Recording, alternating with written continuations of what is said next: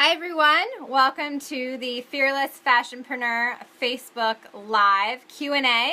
We're going to be doing Q&A every week. All your fashionpreneur questions can get answered.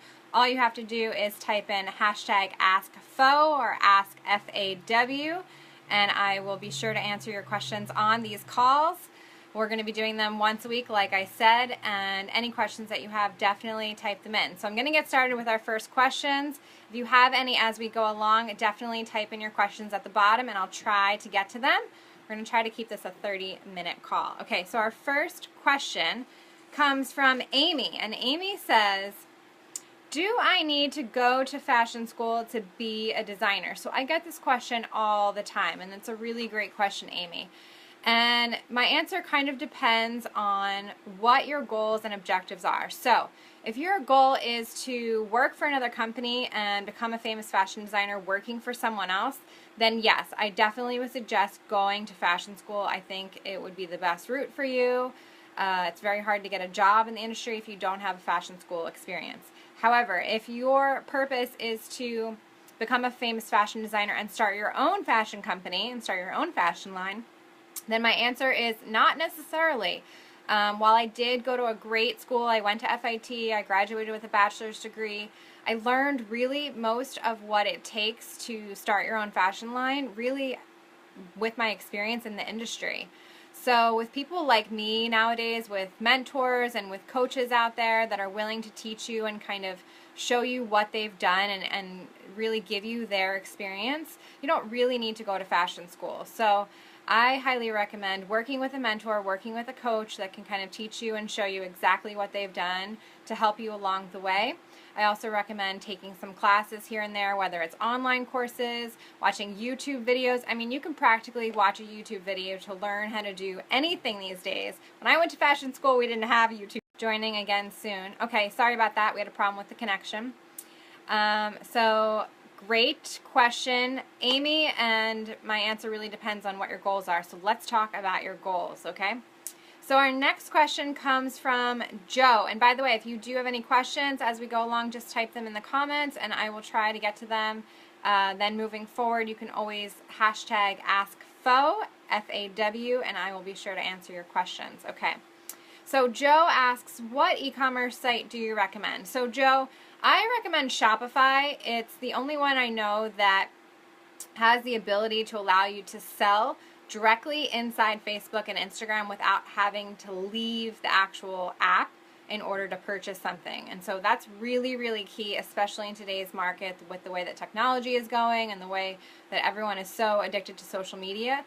The less steps that someone has to take to actually purchase your products, the better chance you have of actually selling more items. So I prefer Shopify. They have great apps. They have tons of features. It's super easy and user-friendly for those non-techie types. And I'm not very tech type and I can figure it out, so it's good. There's also other ones like Squarespace, Wix. There's things like BigCommerce. But again, I don't have experience with them, so I can't speak to those. So I do recommend Shopify. That's my #1 e-commerce platform. So great question, Joe. Okay, so the next question comes from Jen. This is a very unique question. She asks, can I put made to order on my website? So Jen, that really depends on a couple of things. So if you were doing, let's say, bespoke or couture garments where you're literally making one of a kind, and you plan to make them to order, then yes, you can put made to order on your website. But if you're planning to just kind of pre-sell your items in an effort to try to get a sense ahead of time of how many orders you're going to be taking and how much you need to cut, then I wouldn't put made to order. I would put will ship by and then the date. So will ship by March or will ship by August. That way you can actually pre-sell your line on your website, which is a really, really great way to get your orders ahead of time to really, when you're in the beginning stages of a startup and you're trying to get those orders and you're trying to get things going, it's a really great way to get a lot of sales and to consolidate all your orders together so that you can meet your minimums. So I would put will ship by and then the date. Will ship by March or will ship by September. Typically it's usually 4 to 6 months out. That's the typical time that most people are accustomed to. And that way, if for whatever reason you can't produce, oh, and I would also before I say this, I would also put an asterisk at the bottom that says, you know, we'll only cut if certain number of pieces are ordered. So we'll only cut if 20 pieces are ordered, or we'll only cut if 30 pieces are ordered, or whatever your minimum order really is. That way the person knows that there's a small chance that their item that they want will not actually get made. If you just put made to order, people are expecting that that item will actually be made to order. So if they order it, it's going to be made. So you literally can't go back to them and say, oh, well, I'm sorry, I can't make your order because not enough people ordered it, or we ran out of fabric, or whatever the case may be. So you're literally locked in, and you don't want an angry or upset customer. So if you put will ship by and then you put the asterisk at the bottom, people will know that there's a small chance that the item might not be ordered. So that if you do go back to them and say, hey, I'm really sorry, we didn't get enough orders on this piece, would you like a different piece instead? They kind of are already prepared and they're in that mindset. So I would put will ship by, the date, and then I would put a little asterisk at the bottom that just says, you know, we'll only cut if 20 pieces are ordered, or 30 pieces, whatever your minimum is. But that's a great question, Jen. Okay, our next question comes from Jessica. Should I have a boutique buy items up front or do consignment?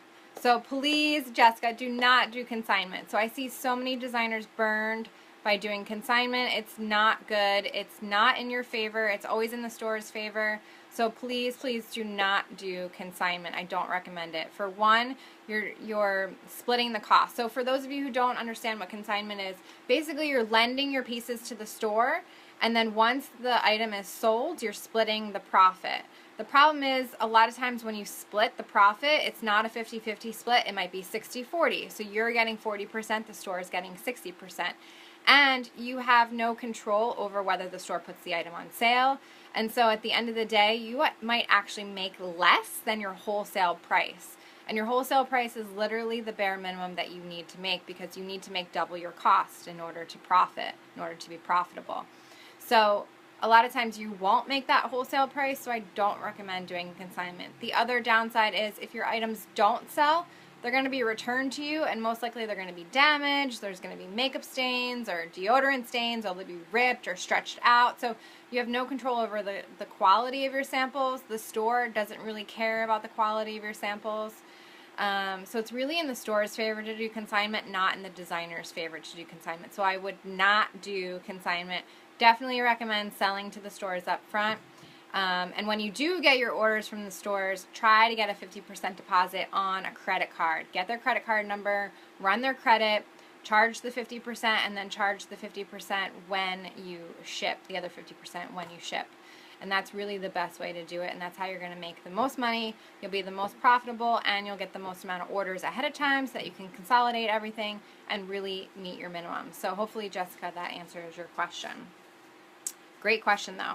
Okay, so next question comes from Anam, and he asks, how do I contact buyers? So this is a great question, and my answer to this is you want to do it very carefully and very methodically. So you need to have a strategy when you approach buyers. And it's good to understand that it could take 7 to 12 times of you approaching a buyer before they'll even give you the time of day and actually look at your stuff. So having that mindset and knowing that this is a process, it's going to take a long time. Your goal is to get them to know you, like you, and trust you. So that's very important, the KLT factor, know, like, and trust. People want to do business with people that they know, like, and trust. So that's very important when you're approaching buyers. Also, you want to make sure you're approaching buyers in the right season. You want to use a variety of methods such as email, mail, phone call, and going there in person yourself. And I actually teach a 12-step process on how to approach buyers in my sales course. So it's an online course. It's 100% completely digital. You can take it at any time. It's amazing. I give you email scripts, 2 different phone scripts, examples of what you could send in the mail, exactly everything done for you, templates, worksheets, and cheat sheets on how to approach buyers and how to really get them to say, yes, I want this stuff in my store. So I teach that in a class. If you're interested, just email me, info@fashionangelwarrior.com, and I can send you the information for the class. It's only $89. It's an amazing price, and it's so great. So if you're interested, let me know about that. But Yeah, it's a long process, and you want to be sure that you're saying the right things. One thing you definitely do not want to say to a store buyer is, I just know my stuff is perfect for your store, or I just know my line is perfect for your store. They hear this every day, all day long, and they're so sick of it. So you really need to tell them why it's perfect for your store. Who's your target customer? Who do you hang with? They want to know specifically prices. They want to know how much they're going to be able to make off of your stuff. The stores are scared. They're afraid. A lot of retail stores are going out of business.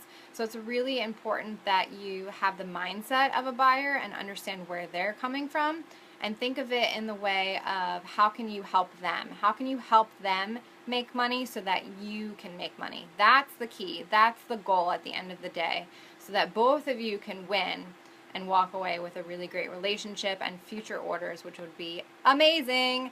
So that's the goal when you approach buyers. So let me know if you're interested in the course. You definitely don't want to look desperate when you're approaching buyers, so having that confidence really, really helps when you approach buyers.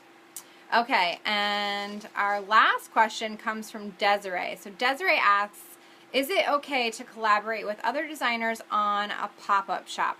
So to answer this question, I'd really need more information from you, Desiree. So I would need to know what type of product you're producing and what the other designers are producing. So for number one, you definitely don't want to do a pop-up shop with competitor designers. So people that are in the same category, the same product as you.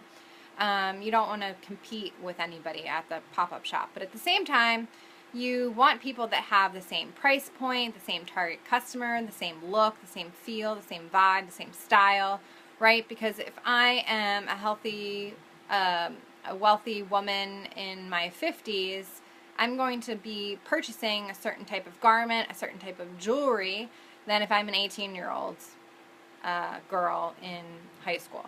So you want to have the same target customer as these other designers that you're collaborating with. That's really, really important. So let's say you're doing high-end evening wear. You don't want someone that's doing costume jewelry. That's just not going to work. So definitely look at that. And then also be really clear about where the pop-up shop is, how much foot traffic are they getting, what's the vibe and the price point of the pop-up shop, what's the location like, is it easy to get to, is there parking, is it by the subway, depending on where you are. These are all really important things. You want to do your research, you want to do your homework ahead of time to really see what's going on and whether this is the right venue for you. Also, even more important, when you're doing the pop-up shop. So are you doing it on a weekend? Is it a holiday? What's the time frame? Is the store busy during that time? Is it going to be a sunny day when everyone decides to go to the beach and they're not shopping that day? So all of these things play a huge role when you're doing pop-up shops. So I talk about pop-up shops and how to do them in my sales course. If you're interested, just email me, info@fashionangelwarrior.com, and I'll be sure to get that over to you. So that's all the questions I have. If anybody has any questions for me, please just type them in the comments and I will definitely answer them. We're going to be doing these Facebook Lives inside the Fearless Fashionpreneur group every week. So let me know if there's a certain topic you'd like me to speak on. Let me know if you have any questions. You can hashtag #AskFashionAngelWarrior, #AskFo, F-A-W. That's the hashtag to let me know your questions so that I can answer your questions for the next one. And I think that's pretty much it. So I will leave you with my favorite quote, which is, don't do your best, just do whatever it takes. It's very easy to say that you did your best. Anybody could say that they did their best, but it's not very easy to say that you did whatever it takes. So do whatever it takes to make your business a success. Whatever your goals are, whatever your dreams are, whatever it is that God has put in your heart, don't do your best, do whatever it takes to succeed and to achieve your dreams and goals. And that's it. So thanks so much everyone for joining. I will see you next week inside the Facebook Live group. Take care everyone. Bye-bye.